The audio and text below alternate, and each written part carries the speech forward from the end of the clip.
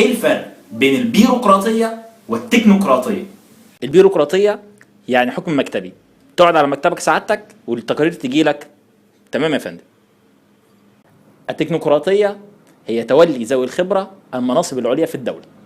التكنوقراطية في مصر هي تولي ذوي الخبرة المناصب العليا في الدولة بس عشان يطوروا البيروقراطية. أفظع جريمة في عهد حكومة الإخوان كان حادث قطار أسيوط. عامل المزلقان ما قفلش المزلقان فكانت الضحية أتوبيس مدرسة بالكامل. في عهد حكومة التكنوقراط وبعد تولي ذوي الخبرة تطور الأمر فنتج حادث دهشور بنفس السبب كانت ضحية أتوبيس وسيارتين.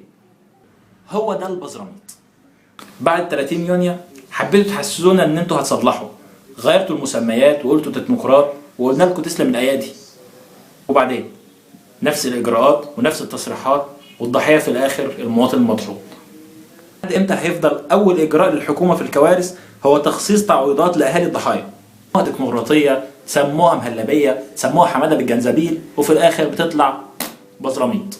فوق يا بلد، ابنك فيكي خايف يتولد.